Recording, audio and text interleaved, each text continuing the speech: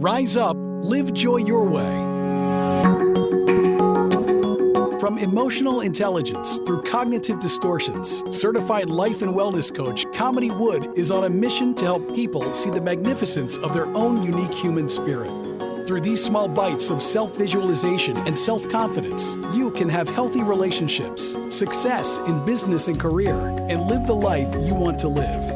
Rise up, live joy your way. Hi there, and welcome to another episode of Rise Up, Live Joy Your Way, whether it's morning, afternoon, or evening. Thank you for taking some time to hang out here with me today.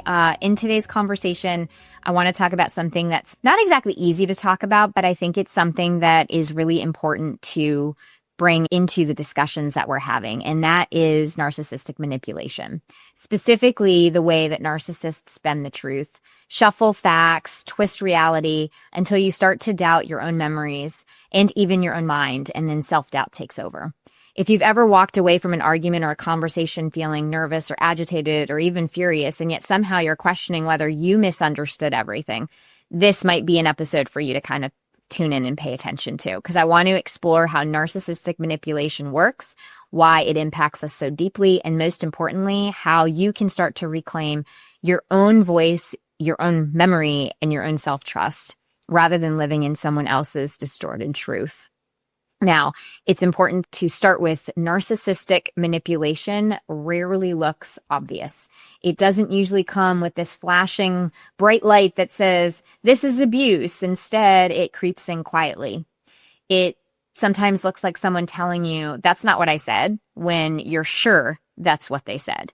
Or someone insisting you're remembering that wrong, even when you know your memory feels really pretty clear as to what happened.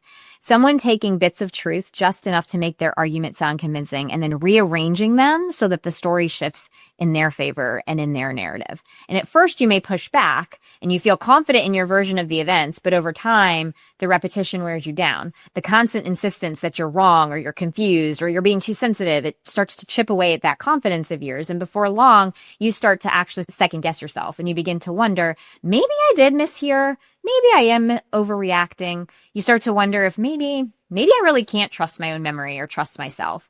And that honestly is how the cycle of self-doubt begins and how the whole manipulation starts to take hold.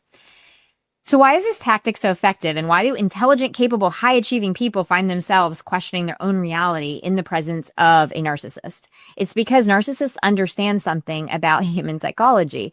When you're in a close relationship, whether it's romantic, whether it's familial, or even a professional workplace relationship, you want to believe the other person. Trust is the foundation of connection. So when someone you care about says that didn't happen, your brain doesn't immediately go to they're lying. Instead, it goes to, wait, maybe I did get that wrong, or maybe I am misremembering that. And the more you lean on their version of events and the less you lean on your own, over time, your internal compass, that inner voice, you start to lose trust in yourself. That inner voice gets hijacked. And it's not because you're weak. It's not because you're stupid. It's not any of those things. It's because you're human. And humans are wired for connection. That's just how we're all wired to connect with other people. And the fallout of this manipulation is huge. You start to feel agitated because your nervous system knows that something is off. And then there's this nervousness that takes over because you no longer can trust how a conversation is going to unfold with this person. You might even start to feel a little bit angry or furious because deep down, you know that your truth is being erased. But then here's the most cruel part. The narcissist often frames your agitation as proof that you're unstable or irrational. They'll say things like, look how emotional you are, or see, you can't handle conflict, or this is why I can't talk to you, or, you're raging at me, you're getting so angry. So now not only are you doubting your memory, but you're doubting your emotions too. And this is how manipulation then becomes an attack on your identity. And it's not just about winning an argument, it's about controlling your sense of reality. We have a name for this. It's called gaslighting, which many of you have probably heard. But gaslighting is when someone makes you question your reality. They make you question your reality so much so that you stop trusting yourself. And it's so dangerous because once you stop trusting yourself, stop trusting your memory, stop trusting your feelings or your instincts, you become easier to control because instead of standing in your truth, you're leaning on their truth. And over time, you find yourself apologizing for things you didn't even do. You may even feel anxious all the time, waiting for the next conflict. You may even lose your sense of identity because you know who you are is getting defined by how they frame you. And this really isn't a small thing. It's not just an argument. It's actually psychological warfare if you really think about it. So I want to pause here just for a second and name something for anyone who is listening to this right now. If you are doubting yourself, your memory, your feelings, your sense of reality, it doesn't mean you're broken. It quite frankly may mean that you have been manipulated. And your ability to see that clearly is still there. It may feel clouded, but it didn't disappear.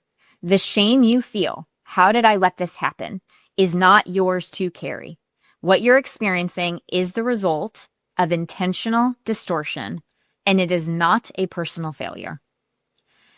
So how do you know if this is happening to you? Some signs that, might be that this might be something that you need to take a look at. You walk into conversations confident, and then you walk out very confused. You start writing things down to double check your own memory. You often will find yourself apologizing, even if you're completely unaware, unsure of what you did. You feel like you can't win no matter what you say. Whatever you say is going to be the wrong thing. You're constantly walking on eggshells, afraid of being wrong, or constantly measuring what it is that you're about to say. If any of this resonates, it could be a sign that your reality is being manipulated. And when you're in this dynamic, silence or compliance often becomes your survival strategy, which, let me just say, completely valid, because in an emotionally abusive relationship, speaking up can feel extraordinarily unsafe. You learn to minimize conflict and just go along in order to keep the peace at all costs, because you're in survival mode. You're not thriving. You're just trying to stay alive. Thriving means instead that you're reclaiming your voice and your sense of self, and you need support to get there. The cost of staying silent in these dynamics is extraordinarily high because you lose your ability to fully express yourself. You begin to disconnect from your own intuition and you start to self-abandon. And self-abandonment is one of the most painful consequences of narcissistic manipulation, because once you stop trusting yourself, you stop really being yourself. You stop showing up as how you actually want to show up. And when you feel that confusion rising, it's really important to pause and affirm to yourself that your memory matters, your feelings matter, your feelings are valid, your instincts are here. And even if you don't feel fully confident, it is about taking the steps to start rewiring your brain. So it's important that if you're in an environment where your truth is constantly being distorted, it is okay to write things down, keep a journal, save texts or emails. It's not about obsessing over evidence, but it is reminding yourself later that your memory is trustworthy. And it's important also, if you can, to talk to people who can validate your reality. Friends, therapists, coaches, support groups, somebody who can remind you that you're not crazy, that this really did happen or is happening. Sometimes hearing someone reflect back to you your truth really helps you start to reclaim it for yourself. Setting boundaries is so important. You don't owe access to someone who manipulates you. Boundaries might mean limiting conversations or ending those circular arguments, or even choosing distance if that's what protects your emotional and mental health. And then you got to work on rebuilding that self-trust. And it might even mean that you start really small, but following through even on little commitments to yourself. Notice when your instincts are right about even the smallest things in every day. And over time, you start rebuilding that muscle of self-trust. Now, if you've already left a relationship with a narcissist, the residue of manipulation may still absolutely linger. Just because you left doesn't mean on the snap of a hat, all of that's gone. You may still see yourself second guessing your decisions. You may still feel anxious speaking up. You may even hear their voice in your head questioning you. Now, healing means gentle replacing of that voice with your own. Every time you affirm your memory and validate your feelings or trust your instincts, you are starting to reclaim those parts of yourself that were taken away from you. And I want you to hear this. They can distort the story, but they cannot erase your truth. You know what your truth is. So here are some prompts that I want to just offer you up. Where in my life do I feel most confident in my truth? Where do I find myself second guessing and doubting my memory? Whose voice am I hearing when I start to question myself? What practices do help me feel grounded and connected back to myself and my reality?